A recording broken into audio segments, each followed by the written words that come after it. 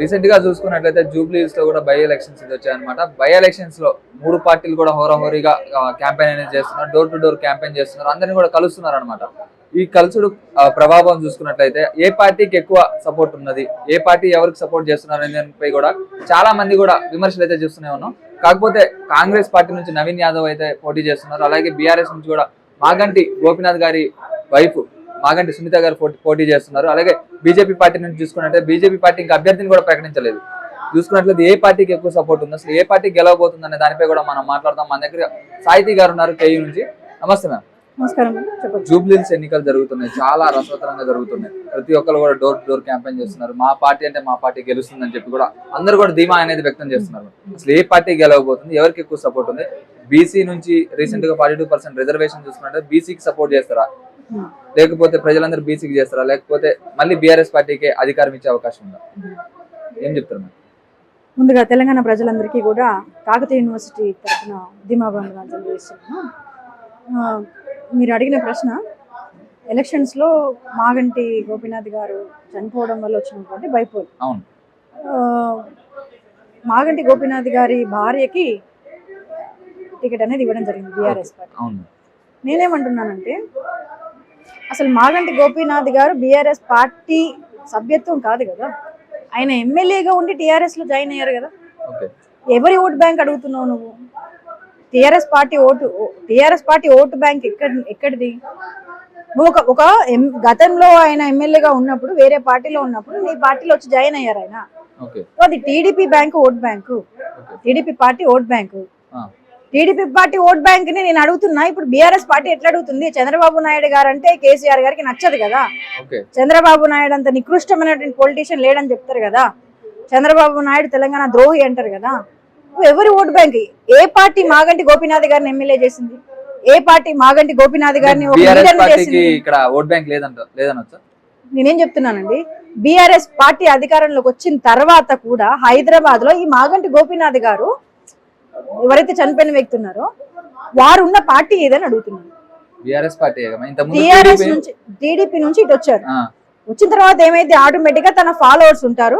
పైగా ఈ హైదరాబాద్ నియోజకవర్గం, హైదరాబాద్ వరకు Jubilee Hills నియోజకవర్గంకి most of the voters కొంచెం సెటిలర్స్ ఉంటారు. అంతా అన్ని రాష్ట్రాల ప్రజలు, పైగా తెలుగు రాష్ట్రాల నుంచి వివిధ ప్రాంతాల ప్రజలు ఉంటారు. బస్తీవాసులు ఉంటారు, కాలనీలు ఉన్నాయి. బీఆర్ఎస్ కు ఉన్నటువంటి ఒక పెద్ద అది అదృష్టమా లేకపోతే పాపం తెలంగాణ సెంటిమెంట్ తోటి అవకాశం ఇచ్చిండ్రా వీళ్ళు, కానీ హైదరాబాద్ వరకు మాత్రం కూడా సెటిలర్ ఓట్స్ ఉన్నాయి. ఈ సెటిలర్ ఓట్స్ అన్ని కూడా కొంత వ్యాపారాలు ఆ దృష్ట్యా టీఆర్ఎస్ పార్టీకి సపోర్ట్ చేస్తాయి నా వరకు. ఇంకొక రెండవది, అభివృద్ధి అని ఒకటే గొంతు దించుకుంటున్నారు కదా. బీఆర్ఎస్ పార్టీ పుట్టి ఎన్నేళ్ళు అవుతుంది, అధికారంలో ఎన్ని సంవత్సరాలు ఉంది? బీఆర్ఎస్ పార్టీ అధికారంలోకి రాకముందు ఏ పార్టీ ఉంది? బీఆర్ఎస్ పార్టీ పుట్టిన తర్వాత తెలంగాణలో టీఆర్ఎస్ అధికారంలోకి వచ్చిన తర్వాత ఎయిర్పోర్ట్ వచ్చిందా? బీఆర్ఎస్ పార్టీ పుట్టిన తర్వాతనే మెట్రోకి శంకుస్థాపన పడ్డదా? బీఆర్ఎస్ పార్టీ పుట్టిన తర్వాతనే హైటెక్ సిటీకి శంకుస్థాపన పడ్డదా? దేని గురించి? ఏది అభివృద్ధి? నువ్వు చేసిన అభివృద్ధి ఏంటి అంటే, వీళ్ళు 10 సంవత్సరాలు అంటే టీఆర్ఎస్ పార్టీ తెలంగాణ రాష్ట్రంలో అధికారంలోకి రాగానే అప్పుడే జూబ్లీ హిల్స్ ఉన్నటువంటి ఒక పసికందుని, ఒక నియోజకవర్గ బిడ్డను ఎత్తుకొని వీళ్ళే అన్ని సపర్యలు చేసి పాపం చదువు, విద్యాభ్యాసం అన్ని నేర్పించి ఇవాళ ఒక నియోజకవర్గ కింద రూపుదిద్దారా? ఏది నిజం, ఏది? అలానే చూసుకున్నట్లయితే మీరు అన్న దాన్ని బట్టి చూసుకున్నట్లయితే నవీన్ యాదవ్ గారికి ఏ ఓట్ బ్యాంక్ ఉన్నట్టు? ఇంతకుముందు ఇండిపెండెంట్ లో ఉండే, ఇంతకుముందు ఎంఐఎం లో ఉండే, తర్వాత కాంగ్రెస్ లోకి వచ్చారు. నవీన్ యాదవ్ గారికి ఏ పార్టీ నుంచి ఓట్ బ్యాంక్ ఉంది? మరి మంచి ప్రశ్న అడిగారు. నవీన్ యాదవ్ గారు ఫస్ట్ నుంచి ఒక పార్టీ కండువా కప్పుకొని ఎవరైనా లీడర్ వెనక తిరిగి కార్యకర్తలను కొనుక్కొని రాజకీయాలకు వచ్చిన మనిషి కాదు. నవీన్ యాదవ్ గారు ముందు ఇండిపెండెంట్ ఎమ్మెల్యేగా నిలబడి అతనికి వచ్చిన ఏదైతే ఓట్లను బట్టి ఎంఐఎం పార్టీ హక్కును చేర్చుకుంది. ఎప్పుడు కూడా ఎంఐఎం పార్టీ నవీన్ యాదవ్ ని దూషించలేదు, నవీన్ యాదవ్ ని వేలెత్తి చూపలేదు. అంటే ఆ నిజాయితీ తనలో ఉంది. ఎంఐఎం పార్టీ చేరదీసింది కాబట్టి నవీన్ యాదవ్ గారు మొన్న కూడా ఒక ఇంటర్వ్యూలో చూడండి, ఇది మనది లౌకిక రాజ్యం, హిందూ ముస్లిం అందరం ఉంటాం ఇక్కడ. ఎంఐఎం పార్టీ హక్కును చేర్చుకుంది. ఎంఐఎం పార్టీ హక్కును చేర్చుకున్న తర్వాత కొంత ఓట్ బ్యాంక్ టీఆర్ఎస్కి వెళ్ళడము, తర్వాత కొంత ఓట్లు నవీన్ యాదవ్ గారికి రావడం జరిగింది, ఉన్నారు. విజేత కాకపోవచ్చు అప్పుడు, ఓకే, కానీ ఒక ఇండిపెండెంట్ గా నిలబడినటువంటి వ్యక్తిని ఒక పార్టీ హక్కున చేర్చుకొని టికెట్ ఇవ్వడం వలన ఇక్కడ లేని జూబ్లీహిల్స్ లో లేని ఎంఐఎం పార్టీనే ఇక్కడ ఒక మొక్కగా పెరిగింది. సో నేనేమంటున్నాను, పార్టీలు ఇక్కడ నవీన్ యాదవ్ అనే మనిషిని పార్టీలు పెంచి పోషించలేదు. నవీన్ యాదవ్ అనే వ్యక్తి చరిష్మాను, నవీన్ యాదవ్ అనే వ్యక్తి సేవా గుణాన్ని, నవీన్ యాదవ్ అనే వ్యక్తి ఒక యువకుడు, ఆ యువ రక్తాన్ని మనలో కలుపుకుంటే మనం కూడా అంతే ఉత్తేజంగా పనిచేస్తామని పార్టీలు భావించాయి. సో ఎవరికి సపోర్ట్ గా ఉన్నారనేది అంటే కూడా ఏ పార్టీల కంటే కూడా ఇక్కడ ప్రజలు, ప్రతి ఇల్లు, ప్రతి గుండె నవీన్ యాదవ్ కి ఆత్మీయులు. నవీన్ యాదవ్ గారికి జూబ్లీహిల్స్ నియోజకవర్గానికి, నవీన్ యాదవ్ గారికి చుట్టుపక్కల ఉన్న బస్తీలకు అంతా ఉంది కూడా పేగుబంధం. సో పేగుబంధం ఎట్లుంటది, మన అనుకుంటాం. కష్టం వచ్చినా, బాధ వచ్చినా, ఇబ్బంది వచ్చినా కూడా ఇమ్మీడియట్ గా వీళ్ళందరికీ గుర్తొచ్చే ఏదైనా పేరు ఉన్నదంటే ఆ ఇల్లు నవీన్ యాదవ్ గారి ఇల్లు, ఆ పేరు నవీన్ యాదవ్ గారు. ఏ పేరు వేరేది రాదు. ఇబ్బంది ఉంది, చదువుకి ఇబ్బంది ఉంది, కాంగ్రెస్ లోకి ఆయన వచ్చి 2 సంవత్సరాలు అయింది కదా. ఒకవేళ గెలిచింది అనుకో, మీరేం అడిగారు, క్యాండిడేట్ పరంగా అడిగారు. క్యాండిడేట్ పరంగా నవీన్ యాదవ్ గారికి ఉన్నటువంటి విలువ. మీరు చరిష్మా గురించి చెప్పారు కాబట్టి నేను అడుగుతున్నా, చరిష్మా గురించి అంటే ఒకవేళ గెలిచినాక ఏదన్నా పార్టీ వాళ్ళు ఎవరి వల్ల గెలిచారు అని అంటే కాంగ్రెస్ పార్టీ పేరు చెప్తారు, నవీన్ యాదవ్ గారి పేరు చెప్తారు. చూడండి, కాంగ్రెస్ పార్టీలో జాయిన్ అయ్యారు నవీన్ గారు. ఓకే, కాంగ్రెస్ పార్టీ అభ్యర్థిగానే వస్తున్నారు కదండి. అవును, అందులో ప్రశ్న ఏముంది కదా. ఇప్పుడు కాంగ్రెస్ పార్టీ అభ్యర్థిగానే ఎదిగాడు, కాంగ్రెస్ పార్టీ అభ్యర్థిగా ఇప్పుడు బరిలో దిగబోతున్నాడు.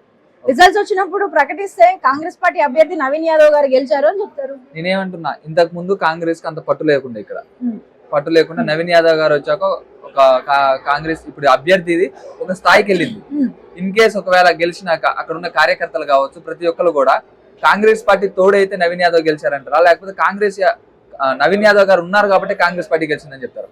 ఖచ్చితంగా రెండు కూడా అంటే ఒక రథచక్రాల్లాగా. ఓకే, నేనేమంటానంటే ఈ అభివృద్ధి అనే రథచక్రాన్ని లాగడానికి, బస్తీ వాసుల బాధలు తీర్చడానికి, ఆ అభివృద్ధి రథచక్రాన్ని బస్తీ వాసులకి, జూబ్లీహిల్స్ నియోజక ప్రజలకి ఒక నిజాయితీ పరుడు, ఒక యువకుడు ఈ రథచక్రాన్ని లాగడానికి కాంగ్రెస్ పార్టీ నవీన్ యాదవ్ గారి చరిష్మా, ఆయన ప్రజాసేవ, కాంగ్రెస్ పార్టీ అంతకుముందు చేసినటువంటి అభివృద్ధి రెండు చక్రాలే ముందుకెళ్తాయి. ఓకే, అట్లా గెలుస్తారని చెప్తారు.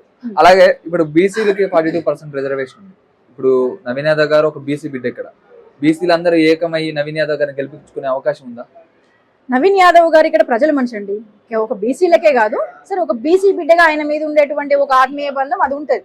కానీ నవీన్ యాదవ్ గారు ఇక్కడ లోకలైట్, పైగా ఇక్కడ ఈ ప్రాంత వాసులకి ఇక్కడే పుట్టి పెరిగారు. ఒక ఎన్జిఓ నవయువ నిర్మాణ్ అని ఒక ఎన్జిఓ స్థాపించి ఎన్జిఓ ద్వారా ఎన్నో సేవా కార్యక్రమాలు, బీఈడీ చేసి టీచర్ అయిదామంటే వాళ్ళకు కొంత ఆర్థిక సహాయం చేయడము, నిరుద్యోగ సమస్యలతో ఎవరైనా సిటీకి రాగానే ఫస్ట్ వాళ్ళు అనుకునేది ఏంటంటే అక్కడ అడుగుతారు చుట్టుపక్కల ఎవరైనా మాకు ఇలా చదువుకు సహకారం కావాలి, ప్రిపరేషన్ సహకారం కావాలంటే అందరూ చెప్పే అడ్రస్ ఒకటే. చాలా మంది నిరుద్యోగులు ఎవరైతే నేను చూసిన యువకులు ఉన్నారు, కొంతమంది ఎక్కడి నుంచి వచ్చింది మరి పుస్తకాలకు కావాలన్నారు కదా, ఎట్లా అంటే లేదు అక్కడ నవీన్ యాదవ్ గారి దగ్గరికి వెళ్ళమన్నారు, ఉస్మానియా యూనివర్సిటీలో అడిగితే నవీన్ యాదవ్ దగ్గరికి వెళ్ళమన్నారు, చిక్కడపల్లి లైబ్రరీ దగ్గర వెళ్తే మాకు చదువుకు సహకరించారు. సో వాళ్ళలో ఒక నేనేమంటున్నాను, ఆయన ఎవరి ప్రజాదరణ పొందిండ్రు, ఎవరి ద్వారా ఎవరికి ఆయన గుండెలో నిలబడ్డాడంటే చదువు, క్రీడల్లో కానీ చదువులో కానీ ఎవరైనా సహకారం అందించి పై మెట్టుకు వెళ్ళాలన్నప్పుడు ఒక చేయూతను అందించిన వ్యక్తి ఎవరు ఉన్నారంటే ఖచ్చితంగా నవయువ నిర్మాణ్ అనే ఒక సంస్థ ద్వారా ఆయన చేసినటువంటి సేవ. సో ఈ పార్టీల పరంగా మీరు అడుగుతున్నారు, పార్టీల పరంగా కూడా ఎప్పుడు కూడా ఒక వ్యక్తికి పార్టీ చరిష్మాకి ఒక వ్యక్తి రెండు కలిస్తేనే విజయం వస్తుంది. సో ఇక్కడ ఆ ఈక్వేషన్ చాలా 100% పర్ఫెక్ట్ గా ఉంది. అలాగే బీజేపీ గురించి ఏం చెప్తున్నారు? బీజేపీకి ఏమన్నా చాలా మంది కూడా ఇంతవరకు కూడా ఒక అభ్యర్థిని అయితే ప్రకటించలేదు. అభ్యర్థి లేకుండా వాళ్ళు ఎలాగైనా గెలుస్తామని ఒక ధీమాతో వాళ్ళందరూ కూడా అంటున్నారు అన్నమాట. ఎలాగైనా గెలుస్తాం, మాకు క్యాండిడేట్ ముఖ్యం కాదు, కమలం పువ్వు ఒక గుర్తు చాలు, మోడీ అనే ఒక పేరు చెప్పుకుంటే చాలు మేము గెలిచేస్తామని చెప్పి కూడా అంటున్నారు. దానిపై మీ స్పందన ఏంటి? సో అది కారు పుష్పము బేకారు పుష్పము అని నేను అంటాను. ఎందుకంటే పాప ఆశావాహులు ఎందరో ఉన్నారు బీజేపీ పార్టీలో. కింది స్థాయి నుంచి కష్టపడి పనిచేసిన వాళ్ళు, అసలు గెలవాలనే తపన ఉన్న వాళ్ళు, కార్యకర్తల స్థాయి నుంచి పైకి ఎదిగిన బీజేపీలో ఎంతమంది ఉన్నారు, వాళ్ళు వెనక తిరిగిన వాళ్ళ పలకీలు మోసిన కార్యకర్తలు ఎంతమంది ఉన్నారు. కానీ బీజేపీ పార్టీ కేటీఆర్ గారి మాట కోసం ఎదురు చూస్తుంది.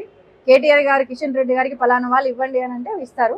కేటీఆర్ గారి మాట కోసం బీజేపీ పార్టీ ఎదురు చూస్తుంది. ఎందుకు మేము కవర్లు కావని చెప్తున్నారు కదా, మీ ఇద్దరం కలవలేదు, మాకు వాళ్ళకి చాలా శత్రుత్వం ఉంది, బద్ద శత్రుత్వం ఉంది అని కూడా చెప్తున్నారు. మరి వాళ్ళ ఇంటి మనిషి కవిత గారు అట్లా చెప్పింది ఏంటండి? నాలాంటి మధ్యతరగతి మనుషులు అలాంటి ఇంటర్వ్యూ చూస్తే నిజమే అనుకుంటారు కదా. కవిత గారు ఏడుస్తూ చెప్తున్నారు బీజేపీ పార్టీలో కలిసి పనిచేస్తున్నారని.